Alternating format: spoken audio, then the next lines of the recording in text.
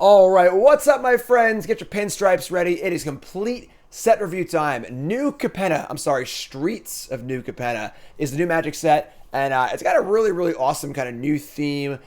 Gangsters, I love his new stuff. You know, Kamigawa Neon Dynasty is a totally new futuristic thing. Now we're doing some cool city stuff. I like Magic going in places we haven't gone before. I like new things. I've always liked new things. And a whole new set here, 5 houses. It's a shard set, so there are 5 houses of the 3 ally card families, and a big multicolored set. Should be really cool. We're gonna do every common, every card in the set for limited and constructed. We're gonna do our best in show, our sleeper card, our trap card, and a new Bombin Common. Should be a lot of fun. And anything missing be on YouTube, right? So we're gonna have all in sections here: white, blue, black, red, green, multicolors, and lands.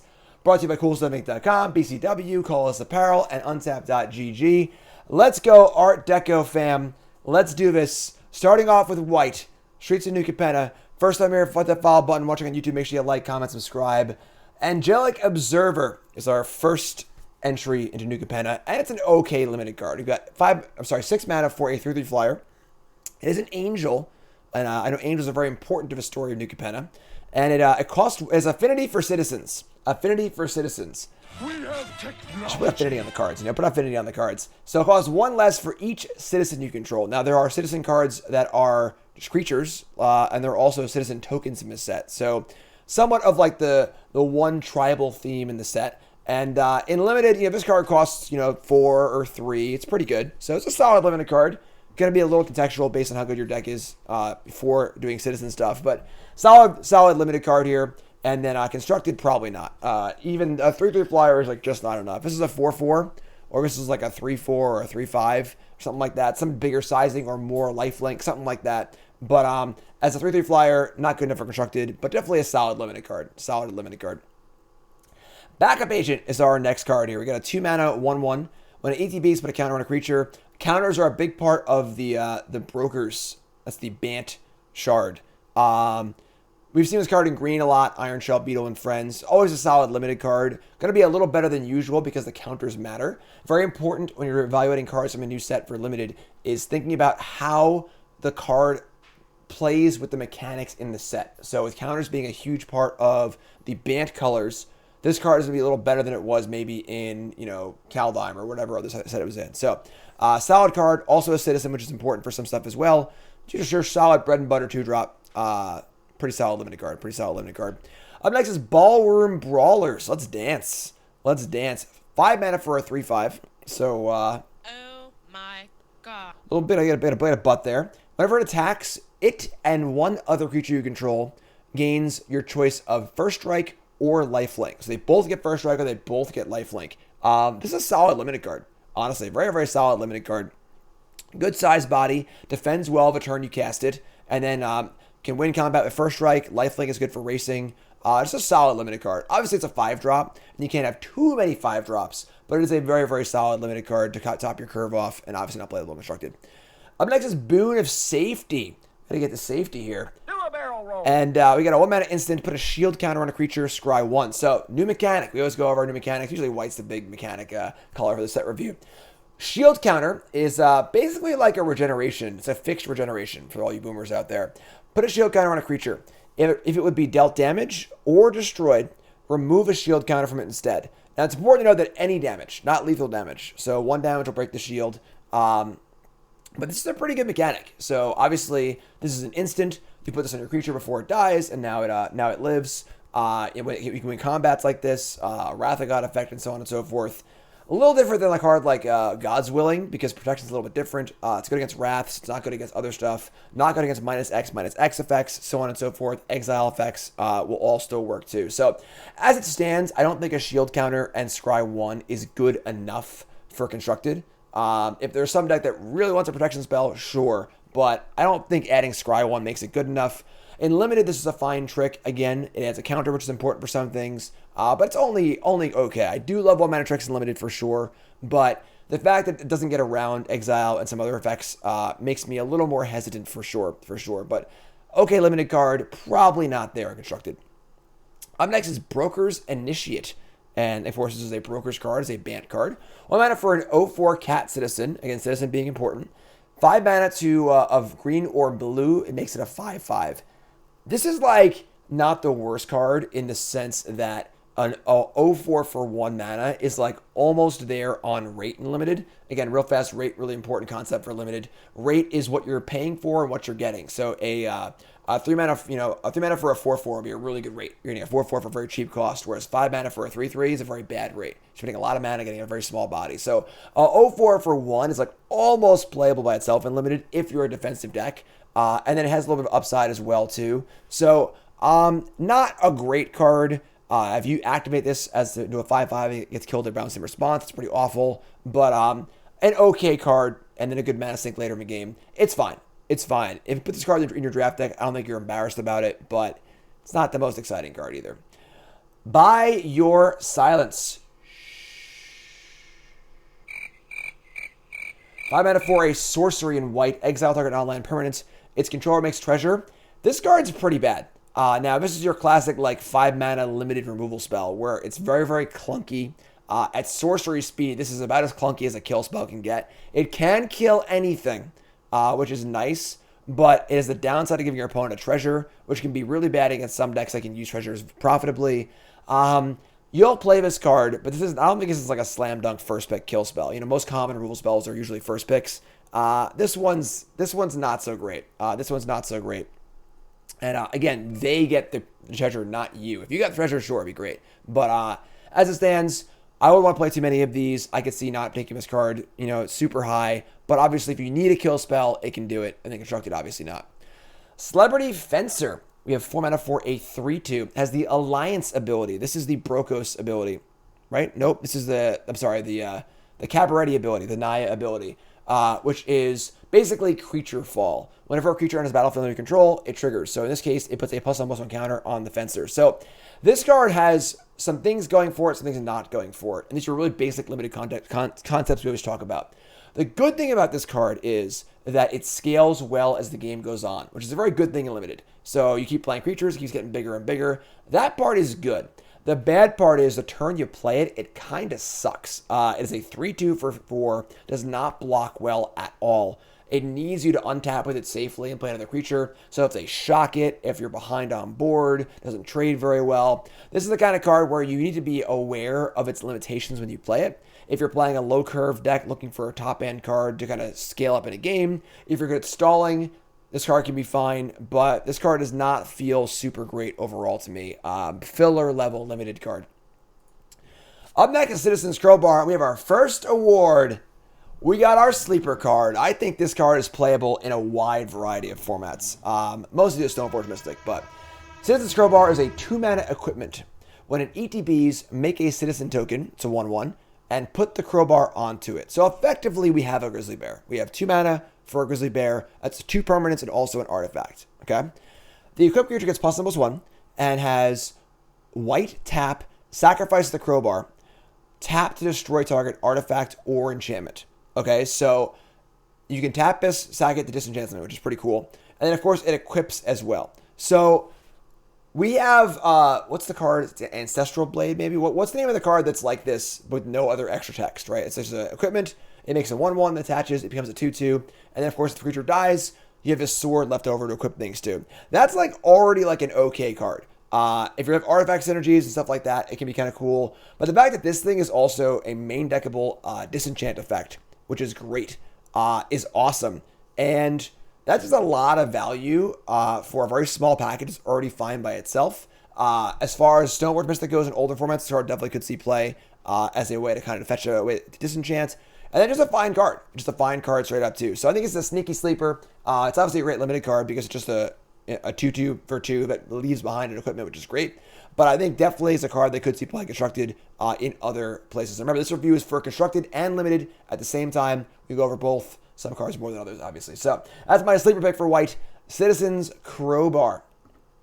Moving on to our next card here, Dapper Shieldmate. Looking good there. Ooh. Look at that suit. Look at that suit. 4 mana for a 2/2. Not a very good rate. But ETB is a shield counter on it. And as long as it's your turn, the Shieldmate has +2/+0. So this is your kind of like very typical white 4-drop that attacks well but does not block that well. We see this card fairly often, honestly, in the last few sets. So this thing can attack as a 4-2. If they block it in trade, the shield will go off and it'll stay alive for another attack. That's not bad. But again, same problem as these cards tend to always have. The turn you play it, it's not a great blocker. It's not an awful blocker because of a shield. So you play it, you block their 2-2 with it, the shield goes off, untap, and now it's okay. So it is a little better in that regard, but it's still kind of small and clunky for the cost. A little hard to know how good these shields are going to be without playing them. Obviously, it's kind of a new mechanic, but I think overall, this is mostly a filler level common here. It's very playable. It's a very reasonable card. Don't think you're sad if this card's in your deck at all, but it's the kind of card you're not always going to play in Limited for sure. Moving on to Depopulate. No, nothing. No awards. Depopulate is the new Wrath of God variant. We've got 4 mana for a sorcery. Each player who controls a multi-card creature draws a card, and then destroy all creatures. So we have very, very similar to Shadow of Sky, where basically it's a 4 mana Wrath with the slight drawback of if they have a certain kind of creature, they draw a card. But can also be your cards too. If you're also playing your own multi-card creatures, you can draw as well. It's a good card, honestly. 4 mana Wraths are great. The downside here is that there are a lot of good non-creature threats in the format. There are great creature lands, a Seeker's Chariot, Planeswalkers, as well as decks that don't necessarily care about their creatures dying. So I think that sweeper-wise, this card is fine. It is definitely playable. It is definitely solid. I don't think it lines up super well in Constructed, but it's still going to be a playable card for sure. And if your opponent draws a card like this, I don't think you care that much because you're just happy to get your Wrath going and do your thing. But all in all, just an okay constructed card. And then in Limited, this card seems only okay. I don't love Wraths in Limited. Opponent very likely to draw a card, although you are too, honestly. It's going to be good, but don't overestimate Wraths in Limited. They are typically overrated. Up next is Elspeth Resplendent. Discuss this card in my article on CoolStuffInc.com on Friday, which was today, actually. My love-hate article, and not too high on it. 5 mana for a Planeswalker. +1, choose a creature you control, or any creature, I guess.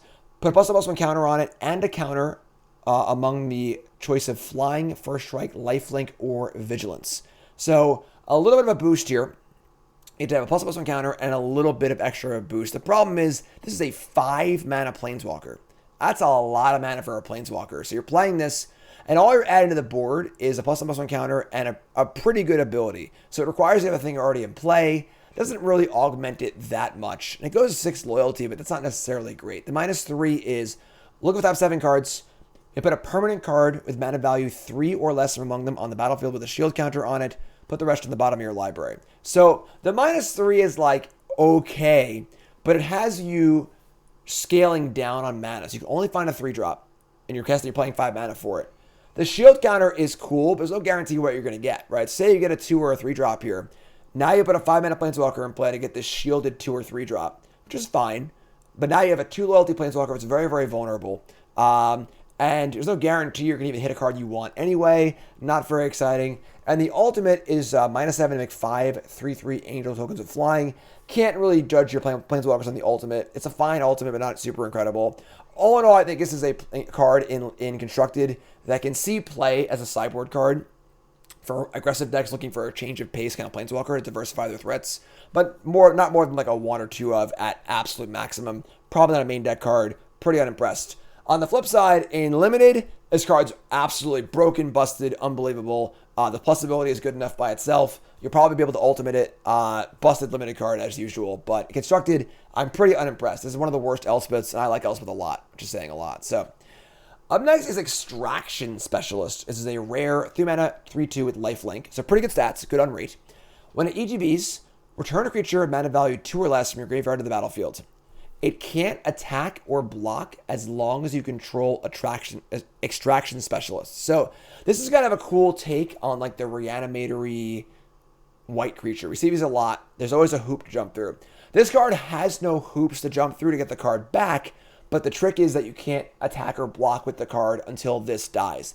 That's pretty cool though, because say you return a card like Spirited Companion. Comes into play, you draw a card, and now this is a card you actively want to trade with. You block with it, you trade, gain 3 life. Now your card's there also. ETB effects are pretty cool. I think this card's sneakily very, very good.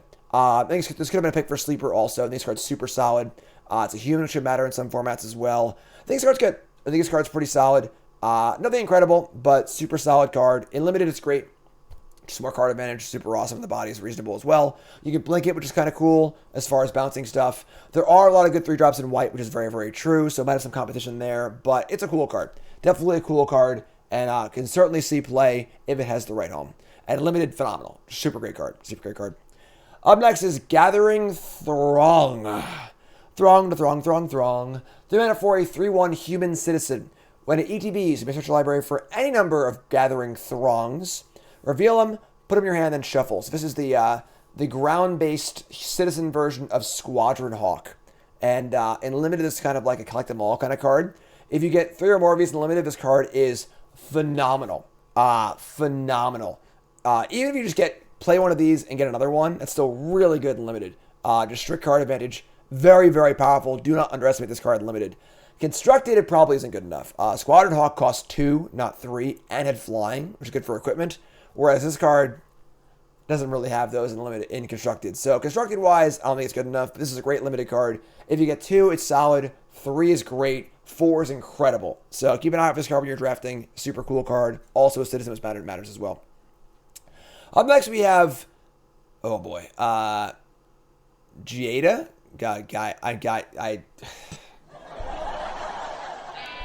I have a degree in English, by the way. I just can't pronounce a single thing, though. A single thing here. We have the Font of Hope. This card is absolutely insane. It just keeps going. You just keep reading it, and it just gets better and better and better and better. 2 mana for a Legendary Angel. Okay? It is a 2/2 flying vigilance creature for 2, which is already, like, fine. The rate there is quite good. Very, very solid card. Each other angel you control enters the battlefield with an additional +1 counter on it for each angel you already control. So this counts itself, obviously. So the next angel you play gets +1/+1. If you have 2 angels, it's +2/+2. That scales incredibly, all right? Then it also taps for a white to cast other angels. So you play this, next turn you attack for 2, you can tap for mana, cast an angel, that angel gets bigger, and of course it scales incredibly as well. There are a lot of good angels in Standard right now. Don't forget that Kaldheim had a very serious angel theme. It had some good sagas. Of course, it had, what's it called? The Valkyrie, the 2/4, whatever it's called. That card. A bunch of other stuff, too. And the bannings are moving cards like Divide by Zero, which are really good against angels from the format's pretty good as well. This card just does so much. It's unbelievable. It's unbelievable. So, card's super, super good. A great on rate, great synergies. If you remove the add mana ability, I think this card's still pretty good.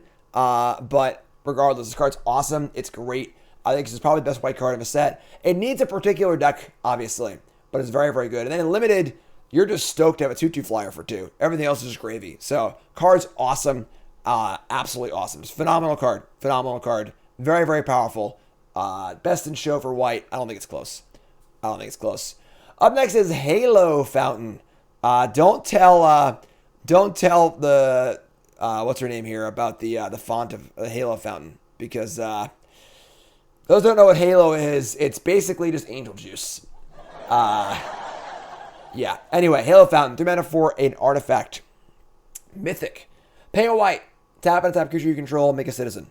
Pay 2 white, tap 2 untapped creatures you control, draw a card. Pay 5 white, tap 15. Inconceivable! Untap 15 tap creatures you control. You win the game. So this card's just crap. 3 mana for an artifact. You have to untap a tapped creature you control.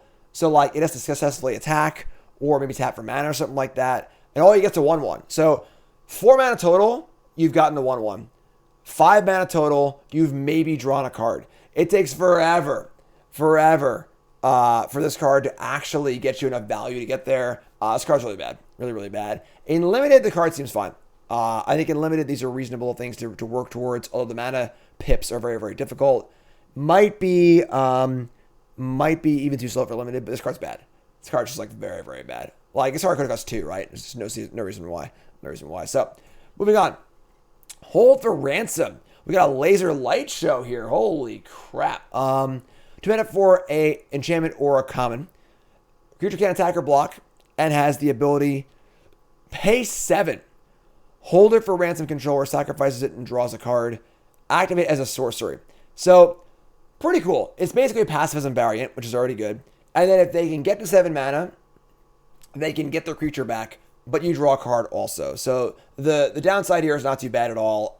This is pacifism. This is a solid limited card. It is important to note that one of the mechanics in Maestro is about sacrificing creatures for value, which these cards tend to do bad against. But all in all, this is a fine limited removal spell. Just a fine card. Just a fine card. Illuminator Virtuoso. 2 mana for a 1/1 double strike. Human Rogue. When it becomes a target of a spell you control, it connives. So what is connive? Connive is the Esper ability. Connive means that you draw a card and then discard a card. If you discard a non-land card, put a +1/+1 counter on this creature.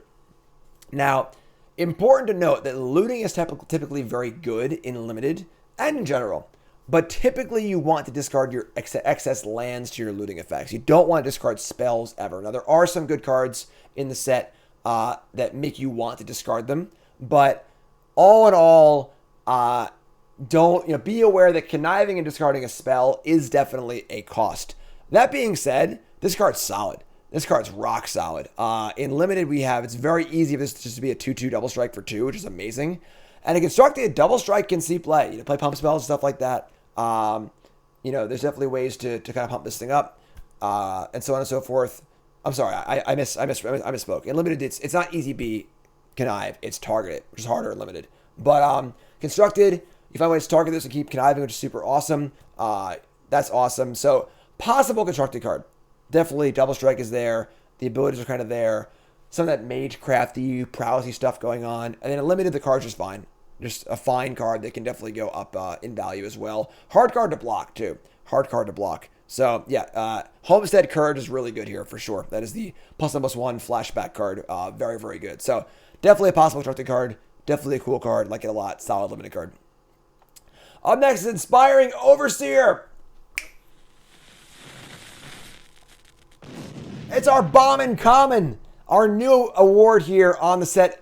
The set review, Bombin Common. This is the card that I think is the really, really good limited common for this color. And in white, this card is unreal.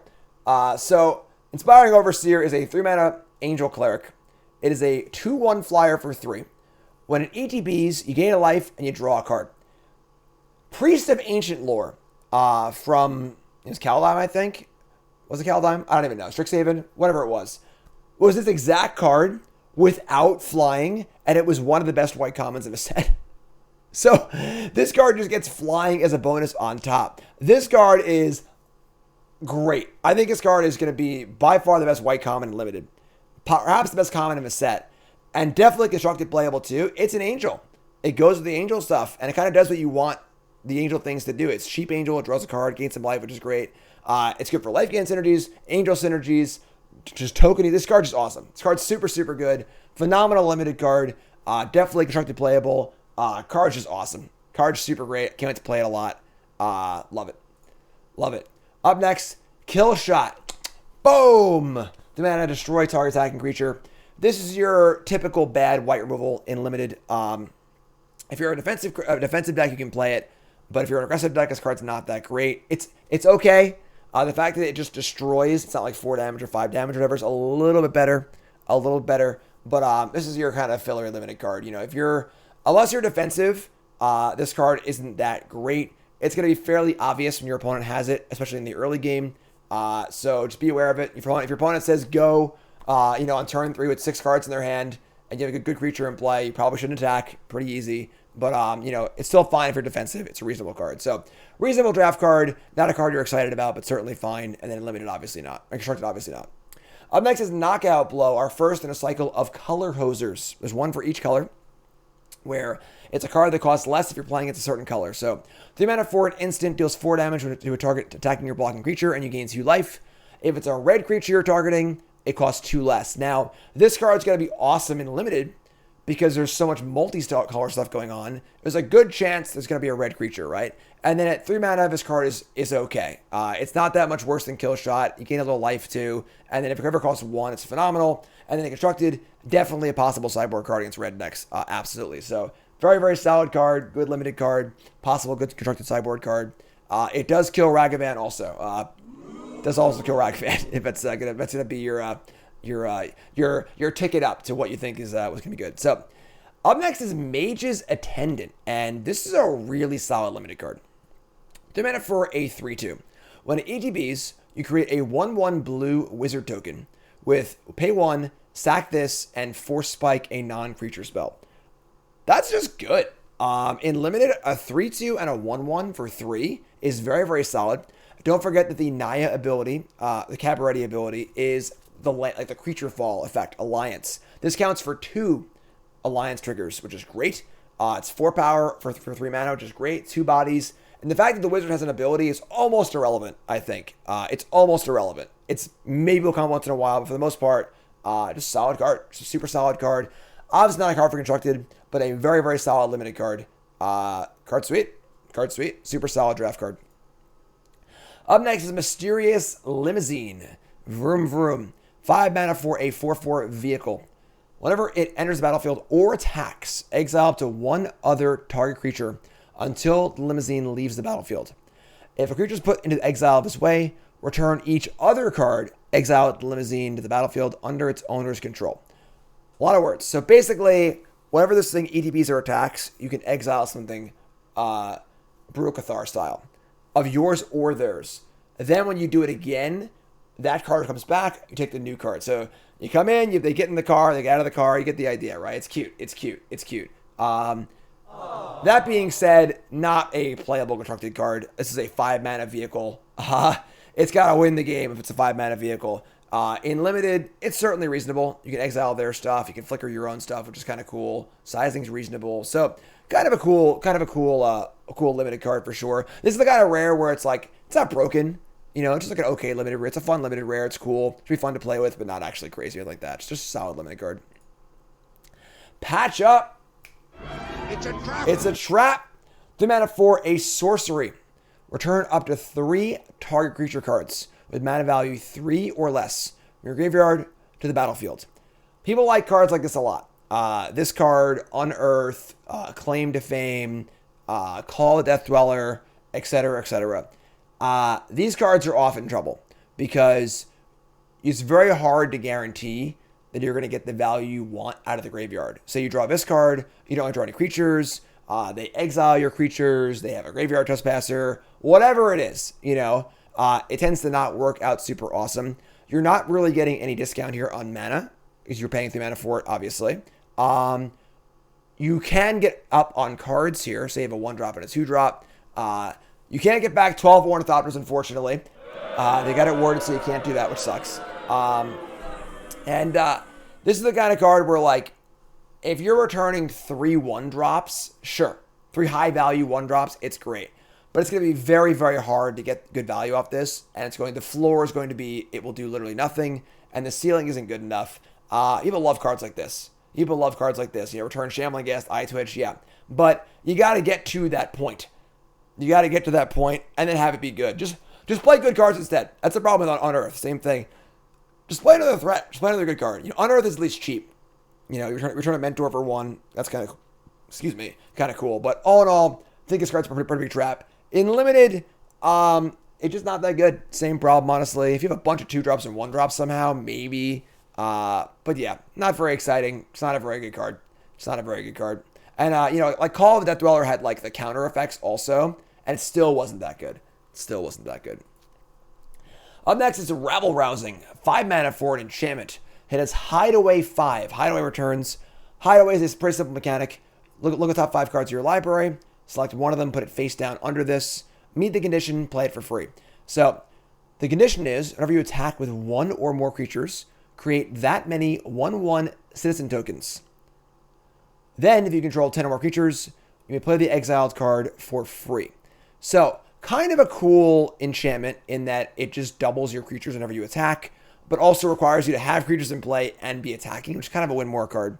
And there's a problem of, say you're trying to cast Emrakul with this, some really dumb, stupid, 10 mana card. There's no guarantee it's going to be hitting your hideaway either. So realistically here, this feels like a pretty big win more card. This is like a big commander, I want to have 100 creatures in play kind of card, which you don't really need in competitive constructed. So overall, I think this card is not too great. It's not too great. In limited, sure, great. It's free value, make some tokens. Limited, this seems like a reasonable card for sure, especially if you're going wide, because it makes the tokens immediately trigger all of your alliance effects. But constructed, just not good enough. Just not good enough. Up next is Rafine's Guidance. 1 mana for an aura. Creature gets +1/+1. You may cast it from your graveyard by paying 3 rather than its mana cost. This card's actually solid. Not bad at all. Not better than what's it called? I top 8 the Pro Tour with it. What's it called? The one with Escape on it. I can't recall the name. It's not better than that card. Sentinel's Eyes, thank you.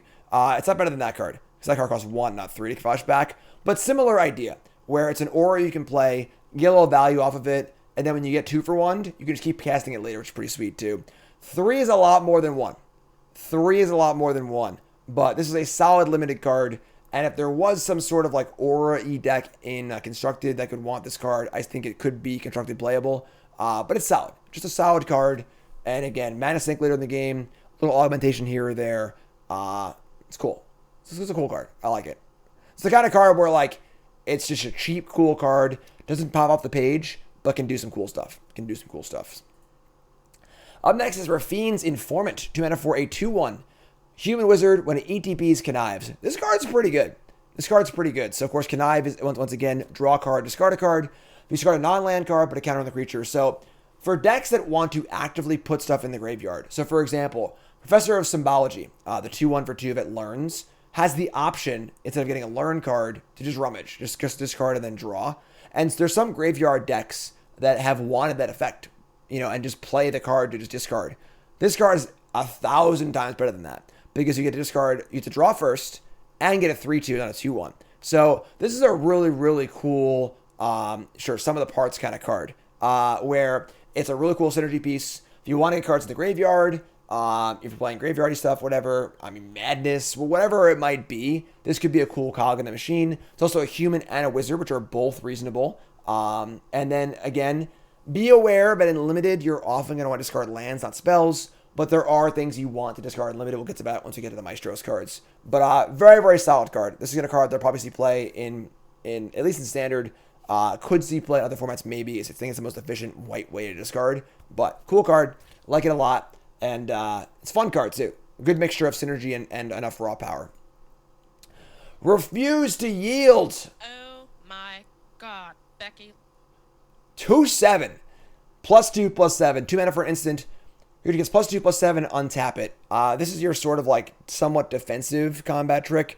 This is fine. This isn't that much better than +2/+2. That 7 number doesn't really matter that much. There aren't many 6/6s flying around in limited. So the 7 is, it's not that exciting. But reality, this is just an okay limited trick.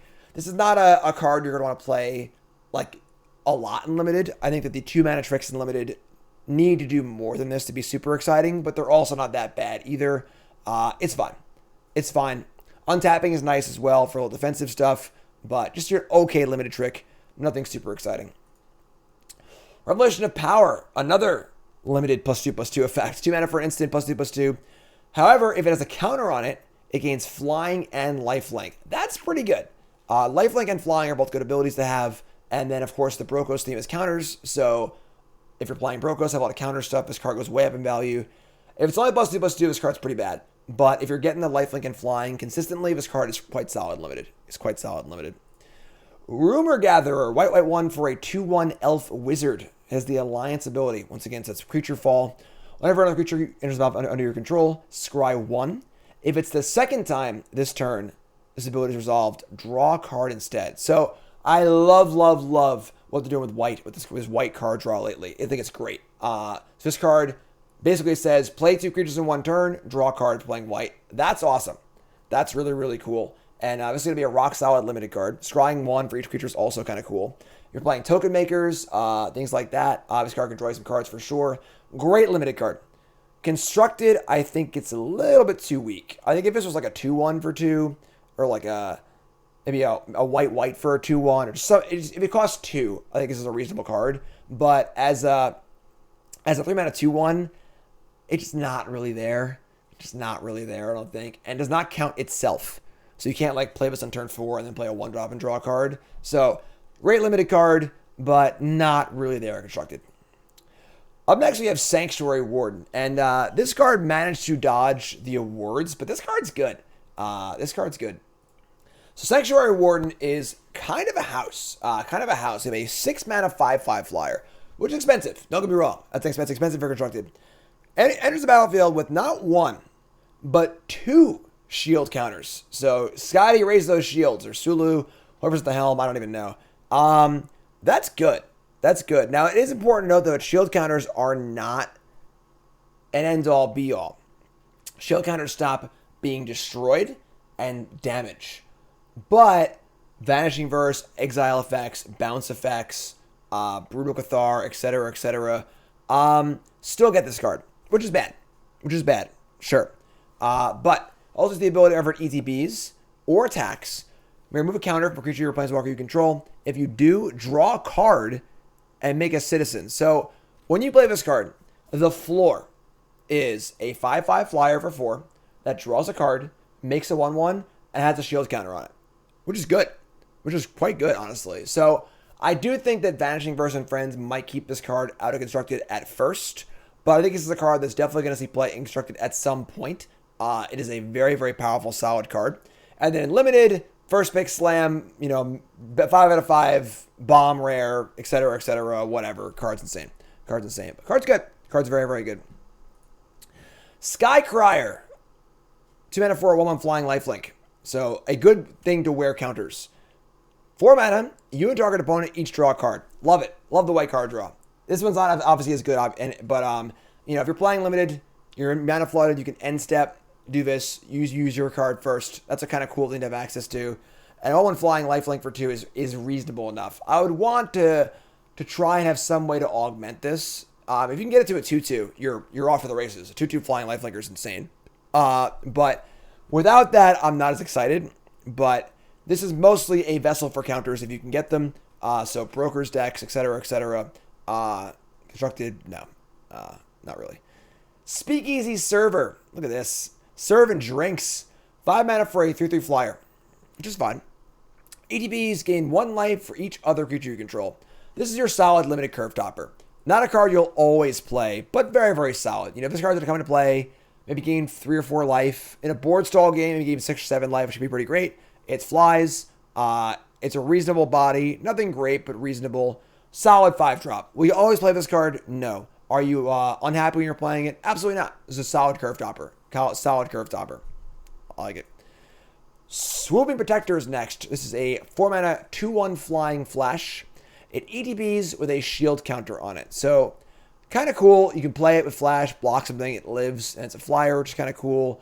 Ends up being sort of like a weird Chupacabra-y kind of card that can like block and stay alive. Now you have 2/1 flyer. This is a solid limited card, but somewhat unexciting. It's just a 2/1, which isn't great. So it's okay. Size to mana ratio, not super awesome, but could in theory be a card advantage. The Swoopacabra. Alex in chat, I stole your joke, but I like it a lot. It's great. The Swoopacabra. Love it. That's it. That's why. Oh, I didn't do the recaps. I'm so bad. So to wrap it up, our best in show was I say it. The Font of Hope was our best in show. We have Patch Up here as our trap card. It's a trap. Then we have Citizen's Crowbar as our sleeper card. I'm not going to do all the things again. And then we have our Bombin Common as Inspiring Overseer. I'll be a little cleaner in the next one. I apologize for how sloppy that was. YouTube folks, love you. Like, comment, subscribe. Blue is coming up. Follow the stream. Leave a comment on what your thoughts are. Hit the YouTube buttons. Like, comment, subscribe. Do all the things. Support the stream. And you're all great. I love you all. Blue's coming up. Let's go.